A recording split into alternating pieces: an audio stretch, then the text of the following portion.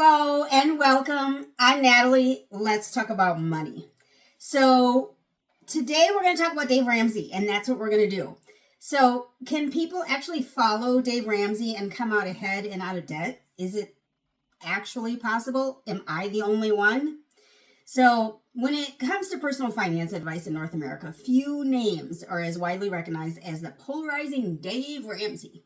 Everyone has heard of Dave Ramsey. Even if you know nothing about finances, care nothing about finances, you've heard Dave Ramsey's name, most likely. Through his radio show, his books, his Financial Peace University program, basically Dave Ramsey has given no-nonsense financial wisdom to millions of listeners and readers around the country, around the world, really. But is his advice always right? That's the question. Can people follow Dave Ramsey and reliably come out ahead and out of debt? That's another question. So here's my summary that offers a balanced look at his core teachings, their strengths and critiques, and the real world results for those who heed his counsel. So at the heart of Dave Ramsey's Financial Peace University is a series of clear, actionable steps known as the 7 baby steps. And so these 7 baby steps are these. So first, you save $1,000 as your starter emergency fund. Simply a starter emergency fund. Step 2 is to pay off all your consumer debt using the debt snowball method. So the smallest debt first, all the way up to the largest debt. Step 3 is to save after you're out of debt. Step 3 is to save 3 to 6 months of expenses for an emergency fund so that you can get yourself out of an emergency if needed. Step 4 is to begin investing 15% of your household income in retirement accounts of various different kinds. And he has specifics, but we'll just take it broad right now, 15% into retirement accounts. Step 5 is to save for your children's college fund. Now, for people like myself who don't have children, we don't have to worry about this step, so we get to skip one. But if you have children, that's step 5 is to save for your children's college fund. And then step 6 is to pay off your home early. So if you own a home and you're paying a mortgage, pay it off as quickly as possible once you've done the other 5 steps. And then step 7, you're out of debt, you've paid off your home, there's no debt. And so now it's time to build wealth and give generously. And that's the best part. You know, Dave Ramsey is very adamant about living below your means, using cash instead of credit cards, and avoiding all forms of consumer debt. All forms of consumer debt. He also encourages couples and families to budget together and communicate openly about money. He gets a lot of slack about this because people somehow think that they can get married and sleep with someone every night, but they can't share a bank account with that person. It doesn't make sense to me. If it makes sense to you, then that's a thing. But if you're sharing a life with someone, you also would share your income with that person, in my personal opinion, and in Dave Ramsey's opinion as well. So Dave Ramsey focuses on the debt snowball. And so why does it work? So Ramsey's debt snowball method, where you pay off your debts from smallest to largest, regardless of the interest rate, has been both praised and criticized, of course, naturally. So critics argue mathematically it's better to pay off high interest debt first, aka the avalanche method. However, Ramsey's approach is designed to build psychological momentum because your money is in your mind as well as in your actual pocket. So by quickly eliminating those small debts, people feel a sense of accomplishment, which then often boosts motivation and leads to better long-term outcomes, making this process even easier and better. And people who adopt the debt snowball method often find the early wins encouraging and encourages them to keep going and stick with the plan that they've built. So behavioral economists actually note that personal finance is as much about emotions and habits as it is about actual numbers. So for many, Ramsey's system works because it is simple to follow and delivers tangible, motivating progress. There's no better feeling than paying off that first debt and knowing that you now have all that money to now put towards your next debt. That's really motivating. Now, Ramsey's insistence on budgeting and saving for emergencies is almost universally praised. Most people have no problem with that. Having a plan for every dollar and a cushion for life surprises are 2 of the most effective ways to avoid falling back into debt, realistically. And people who budget regularly tend to spend less, save more, and feel more in control of their finances. That's the point at which I'm at. I feel so in control. I have no concerns when it comes to money. And again, not because I'm rich in any way. Now, of course, there's going to be critics and there's going to be, all the complaints that people have. So there are some critics and caveats, and I'll go through just a couple here. First is the investing advice. People think Dave Ramsey's investing advice is unreasonable and it's not going to be realistic. So he says that you should aim to get a 12% return on your investment. Now, I have done this. I told my financial advisor when I went to him and I said, this is what we're on. We're a Dave Ramsey plan. I need 12% return. And of course, he had to let me know it's not going to happen every year, but that is going to be the long-term plan.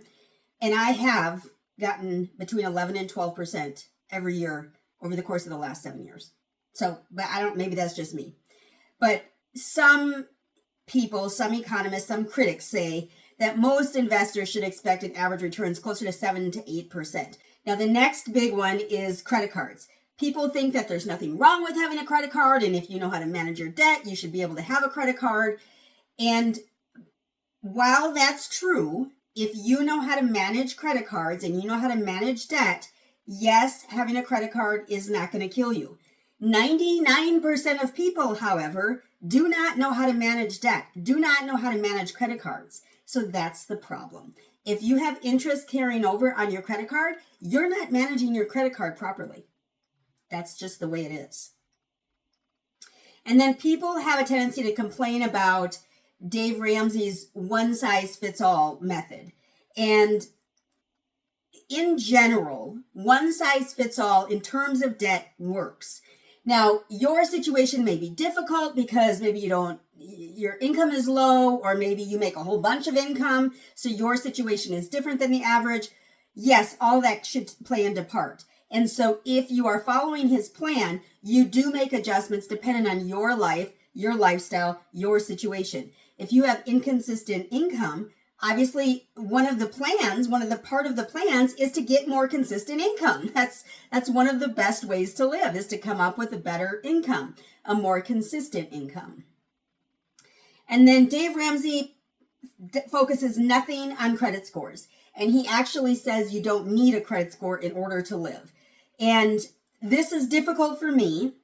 I am quite proud of my high credit score. And I don't know why, because I don't use credit. And so I don't know why. But somehow, I don't know, it's some sort of pride. And that's something that's superficial. It's 100% superficial. If someone walked up to me and said, what's your credit score? And I said 804, they would be like, oh, wow, that's great. But who cares? Who cares? What if I'm $800,000 in debt and have a credit score of 800? What does it matter? Of course it does. So having no credit score and having no debt is probably more beneficial than having a super high credit score and having lots of debt. So there is a difference there. Most people are going to need some sort of credit score in order to get a mortgage, but you can do manual underwriting. I did a video about manual underwriting a while back. Maybe take a look at that if you're thinking you have to have a credit score in order to buy a home, because you don't have to actually. Now, of course, there are thousands, millions of success stories. So, many people have shared stories of becoming debt-free following Dave Ramsey's steps, the 7 baby steps. And many cite not just improved finances, but also less stress and better relationships as a result of gaining control over money. This is exactly where I'm at in my life. My relationships became better when I got out of debt. And this is true, this was when I was married, when my husband was alive. Our relationship got stronger, but also just with my family as well. My mom, my sister, all of that also increased because I was less stressed. Now, it is important to remember that people will struggle. This getting out of debt and staying out of debt is not easy. It's not easy. It's just not. And that's what kind of makes it worthwhile, because you're doing something that other people don't do. You're living like no one else so that later you can live like no one else, which is a famous line from Dave Ramsey.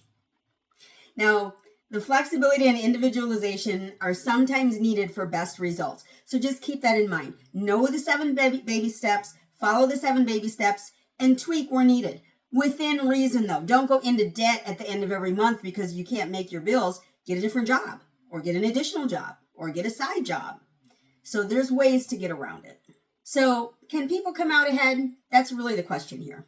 And so for many, the answer is yes. So people can follow Dave Ramsey's advice and come out ahead, becoming debt-free and more financially secure. I'm one of those people that did this, and I'm one of these people that stand behind this plan 100%.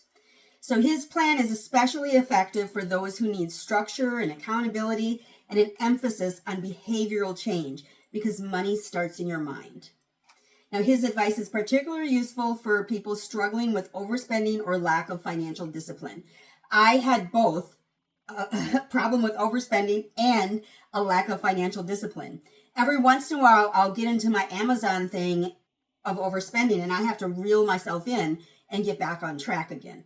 Not that I have to get out of debt because I don't use debt, but I do have to get back on track so that I can continue saving the way I want to save.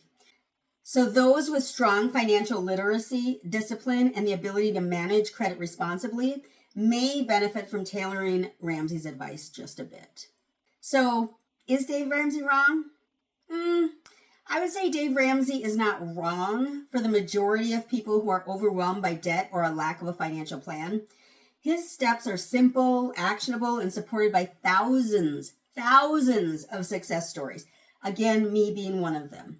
However, his advice is not optimal for every situation, so keep that in mind, especially for those who already possess financial discipline or have more complex financial needs than what the basic 7 baby steps can provide.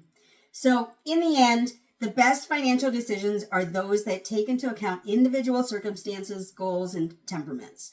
Each one of us has a different goal, circumstance, and temperament. And Ramsey's approach offers a proven path for those seeking to break free from debt and build a stable financial future. But like any financial strategy, it works best when applied thoughtfully and adapted as needed. And so what I want you to do is make the plan work for you, because it can be done. And remember to invest in yourself today so you can make a difference for others tomorrow. And give the video a big thumbs up. Leave a comment down below. Be sure to subscribe. When you subscribe, you should hit the bell so you know when the next video comes out. Thank you so much, y'all. Y'all have a great one.